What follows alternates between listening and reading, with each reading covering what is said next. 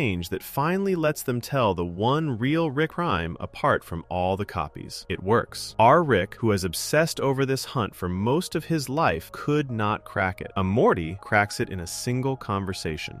And the show makes a point of how this lands on Rick. Rick knows the truth and is too proud to say it out loud. He cannot stand that he needed help, and he cannot stand even more that the help came from a Morty. The plan to catch Rick Prime hits a snag when our Morty, sick of listening to Rick and the Eye Patch Morty argue, gets impatient and tries to kill the captured Rick they have. His haste springs a trap. A pool of black portal fluid swallows the three of them and drops them into a prison, a holding pen for all the Ricks who ever tried to track Rick Prime down and failed. This is an honest stumble for our Morty. His impatience makes things worse, the way Morty mistakes often do. Inside the prison, Rick Prime reveals himself through a recorded message, and the truth he shares is devastating. He did not only kill our Rick's Diane in one reality, he used a weapon, something the show calls the Omega device, that can erase a single person from every reality at once, forever, all across the endless multiverse. He used it on Diane, wiping her out of existence everywhere. That is why our Rick could never simply find another version of his wife in another reality to ease the pain. There are no other versions left. Rick Prime erased all of them in one stroke. To prove the weapon is real, he uses it to erase another character on the spot, snuffing someone out of every world at the same time. Rick Prime forces the captured Ricks to fight each other to the death, dangling a lie that the last one standing might get Diane back. Our Rick knows it is a lie, but the other Ricks tear into each other anyway, and with some help, our Rick comes out the last one alive. The Eye Patch Morty, who could have slipped away, chooses to stay and see it through, because a weapon that can erase anyone from everywhere is a threat to him too. Then the Eye Patch Morty does something that matters for the boy the show follows. He pulls our Morty aside and warns him. He tells him that simply standing back and letting Rick kill Rick Prime will not turn out well, that the revenge Rick has built his whole life around will leave him hollow once it is done, with nothing left to live for. Our Morty listens to him, and the warning is correct. It is a strange, almost caring moment from the coldest Morty in the show, and our Morty trusts it enough to follow him into the final fight. The last battle happens at Rick Prime's lair. Our Rick fights through the defenses and finally comes face to face with the man who destroyed his family. Rick Prime is impressed that our Rick tracked him down at all, and he is also cruel about it, mocking Rick for keeping Diane's voice alive in his ship's computer, holding on to a ghost. He threatens to erase Rick's whole family with the Omega device, and he begins by killing one of Rick's own relatives right in front of him. A vicious fight breaks out, with our Rick, our Morty, and the Eye Patch Morty all throwing themselves at Rick Prime together. And here is the moment the whole chapter has been building toward. Rick Prime is the smartest Rick of all, the one Rick who outsmarted our Rick, the monster behind every loss our Rick has ever suffered. With our Morty and our Rick knocked out cold, it comes down to the Eye Patch Morty. He beats Rick Prime, and the way he does it is perfect. He swaps clothes with our Morty, disguises himself, and walks up to Rick Prime pretending to be Rick Prime's own original grandson, faking a tender reunion. Rick Prime, the cleverest Rick in all of reality, falls for it. He lets his guard down for a Morty he thinks is family, and in that opening the Eye Patch Morty strikes, incapacitating him. Sit with that, because it is the cleanest proof of everything this list has been arguing. The smartest Rick who ever lived, the one who beat our Rick, the one who built a weapon that erases people from all of existence, was brought down by a Morty in a costume pretending to be a grandson. The exact bond at the center of the whole show, a Rick and his Morty, became the weapon used against the greatest Rick of all. Rick Prime was undone by the same blind spot every other Rick shares, the certainty that a Morty is small and harmless and beneath notice. Even the worst, most brilliant Rick in the multiverse could not shake that contempt, and it killed him. While Rick Prime lies helpless, the eye patch Morty does the truly important thing. He takes the plans for the Omega device, the most powerful weapon ever made, and shuts the weapon down, keeping it for himself. Only then does he step back and let our Rick finish the job. Our Rick beats Rick Prime to death with his own hands, finally getting the revenge he chased for a lifetime. The victory ruins our Rick. The instant Rick Prime is dead, the warning the eye patch Morty gave comes true. Rick has spent his whole existence pointed at this single goal, and now that it is done, there is nothing left inside him. He has his revenge and no purpose. An empty man standing over the body of the thing he hated most. The hunt was the only thing holding him together, and now the hunt is over. The eye patch Morty, meanwhile, walks away with the prize. He leaves carrying the plans for a weapon that can erase anyone from every reality at once, a power that now puts him above every being in existence, including our Rick. Our Rick got the corpse and lost himself. The Morty got the most dangerous weapon ever built and lost nothing. Look at how the show frames the two of them through this whole story. Our Rick is all pride and rage, too stubborn to admit a Morty outthought him on his own lifelong hunt, blind to the warning a Morty had to spell out for him about his own heart. The eye patch Morty is calm, patient, and 3 steps ahead the entire time. He solves the riddle the Ricks could not. He sees the emotional trap waiting for our Rick that our Rick cannot see for himself. He beats the smartest Rick alive with a costume and a fake hug, and he leaves with the win while both Ricks are left wrecked, one dead and one hollow. There is a real and heavy idea running under all the action. The revenge a person builds their life around can leave them empty once they finally get it. Our Rick chased Rick Prime for so long that the chase became his entire reason to exist, and finishing it took the floor out from under him. The post-credit scene drives the point home with a quiet contrast. Another character, who lost a loved one the same way Rick did, also searches the multiverse for the one they lost, and eventually gives up the hunt, lets go, and builds a new life. That person finds peace by stopping. Rick never could stop, and stopping, when it was forced on him, broke him. The other big idea is the one this whole list keeps circling. The people pushed to the bottom and dismissed as nothing are exactly the ones with the clearest reason and the sharpest will to end the ones on top. The origin at the start of the episode says it plainly. The most dangerous Morty in all of reality was once just a tired, mistreated kid, the same as the boy the show follows, the same as every Morty everywhere. His resentment is not special. What he did with it is. And by the end of the chapter, that resentment has carried him past every Rick, even the smartest and cruelest one, and left him holding the most powerful weapon ever made. Now, the honest accounting. This chapter is a team-up, not a takedown of Rick. The eye patch Morty fights on the same side as our Rick, helping him reach the goal Rick has wanted for years. So calling it a time a Morty outsmarted Rick takes a little care.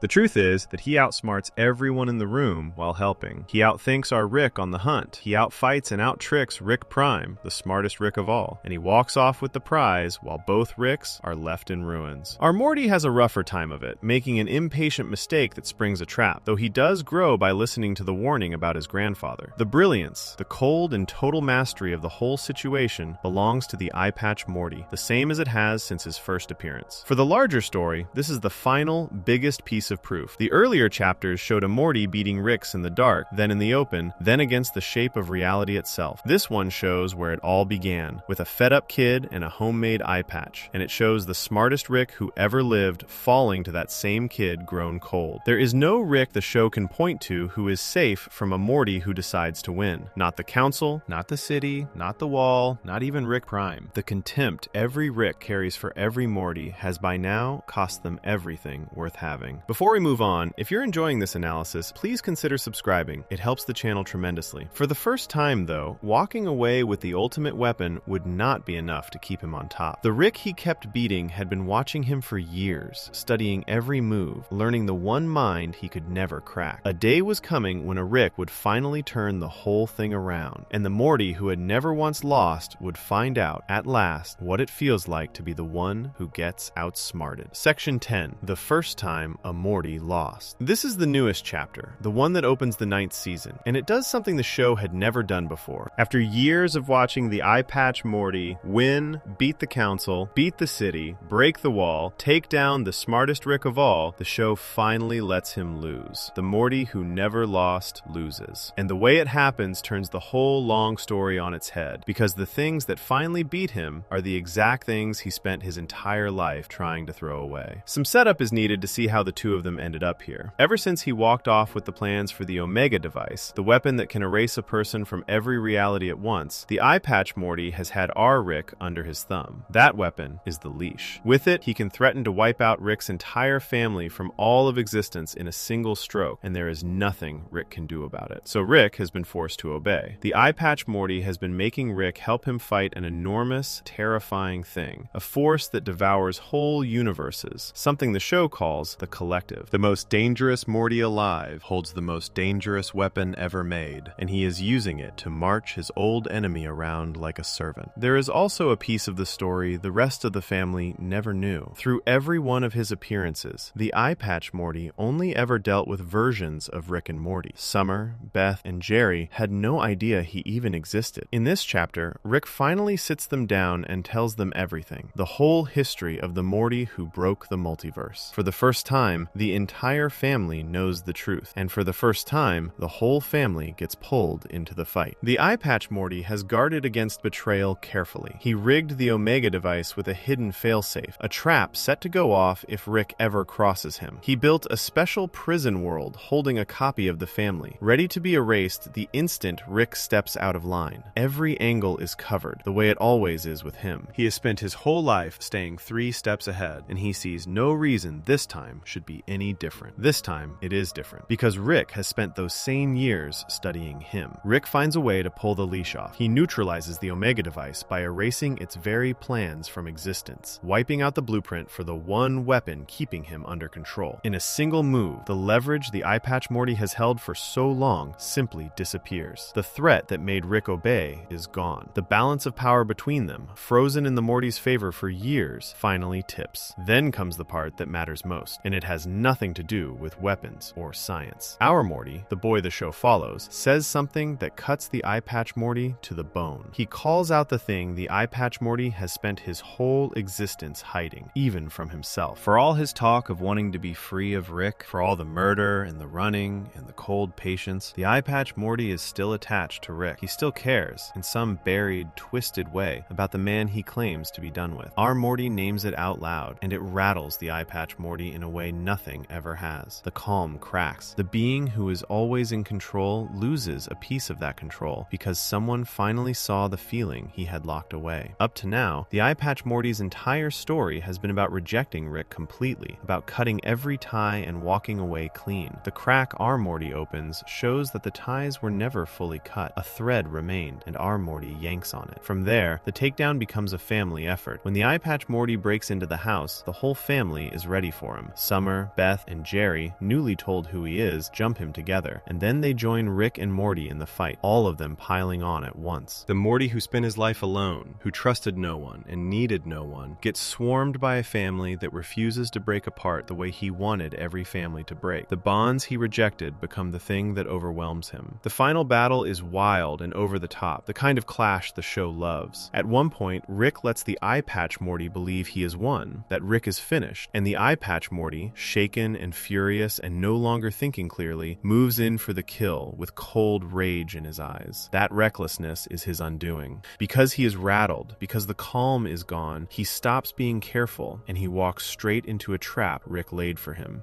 Rick had tiny machines in play, too small to see, working against the eye patch Morty's own, and Rick pulls himself back together while the trap closes. The smartest Morty alive, the one who always saw everything coming, does not see this coming, because for once, his feelings are in the driver's seat instead of his head. Rick outsmarts him, not once, but several times over the course of the fight. The streak ends. The Morty who beat every Rick in existence finally meets a Rick who beat him. In the end, the eye patch Morty is caught. The Time Police, the force that polices crimes across time, arrive and arrest him. For the first time in the entire run of the show, he faces real consequences. He had always gotten away with everything, always slipped out the back, always walked off into the credits while the bodies floated behind him. This time, he is dragged off to prison. And our Morty, the timid boy who has been pushed around since the very first episode, walks up and slaps him across the face. After everything, the ordinary Morty gets to land a blow on the one who thought he was above all of them. Rick, in his usual usual style, turns to the audience and cheerfully points out that the season is just getting started, with plenty more story still to come. Look at the shape of what just happened, because it completes the whole picture this list has been drawing. Every single time a Morty got ahead of a Rick across these chapters, the reason was the same. The Ricks underestimated Mortys. They were so sure a Morty was small, weak, and beneath them that they never saw the threat until it was too late. That contempt was the flaw, the crack in the wall, over and over. Now the show flips it. The eye patch Morty falls for the mirror image of that very mistake. He underestimated his own heart, and he underestimated the family bonds he sneered at, and those blind spots brought him down the same way contempt brought down every Rick before him. There is something almost perfect about which weaknesses beat him. Think back to the chapter at the spa, where a version of Morty stripped of all his fear and all his feeling became confident enough to outrun Rick, and where the lesson was that a Morty's heart and a Morty's fear are wired to the same switch. The eye patch Morty is what that idea looks like taken all the way. He spent his life trying to cut the heart out, to be the cold, free, feeling nothing Morty who needs no one. And the show proves, in this chapter, that he never fully managed it. The attachment was still in there. The thread to Rick was never cut. The moment our Morty exposed it, the cold machine of a person became a rattled, reckless kid, and the rattled, reckless kid lost. Rick wins here by doing the one thing no Rick in this entire story ever did. He takes a Morty seriously. For 9 seasons, the downfall of every Rick was treating a Morty as nothing, as gear, as a shield, as a joke. Rick finally breaks that pattern. He studies the eye patch Morty, learns him, understands not just his plans but his hidden feelings, and uses that understanding to beat him. Rick wins by respecting his enemy enough to truly know him. The contempt that doomed every other Rick is the exact thing Rick sets aside, and setting it aside is what lets him triumph. There is a real and human idea sitting under all the chaos. Cutting yourself off from everyone, building walls around your heart so no one can ever hurt you, can become its own kind of trap. The eye patch, Morty wanted total freedom. Freedom from Rick, freedom from family, freedom from any tie that could be used against him. He got the murder and the power and the escape, and he was still not free. Because the one tie he could not cut was the one inside himself. The bonds a person rejects have a way of catching up to them. For the eye patch Morty, the bond he denied is the thing that finally pulled him down. Now, the honest accounting, and it is the most important one in this whole list. This chapter is the inverse of everything that came before it. It is the time a Rick outsmarts a Morty. After 10 chapters of Morty's getting the better of Rick's, the streak ends. And it ends with the cleverest Morty of them all sitting in a cell. Putting it at the close is the honest move, because a story about Morty's outsmarting Rick's is not complete without the moment a Rick finally answers back. And there is a fitting twist even in the loss. The Morty who beat everyone is brought down by a team that includes a Morty. Our Morty, the ordinary one, the one who has been outsmarted and erased and talked down to for the entire run of the show, is the one who finds the crack in the unbeatable Morty's armor and helps bring him in. A Morty rose higher than any Morty ever had, and a Morty helped pull him back down. The story between these two is far from finished. The eye patch Morty sits in a cell now, but a cell has never once held a Morty who truly wanted out, and the show itself winks that there are many more chapters still to come. The bigger question hangs in the air, larger than any single win or loss. After all of it, the secret victories and the open ones, the broken wall and the fallen Rick Prime, and the cleverest Morty finally caught. The thing worth asking is no longer whether a Morty can outsmart a Rick. That has been answered many times over. What is left to wonder is what all of it adds up to, what the long war between the old man and the boy was ever really about, and why a story built on a grandfather and his grandson keeps circling back, season after season, to the same quiet, aching wish underneath every clever trick. If you enjoyed this video essay, make sure to subscribe. Thanks for watching, and I'll see you in the next one.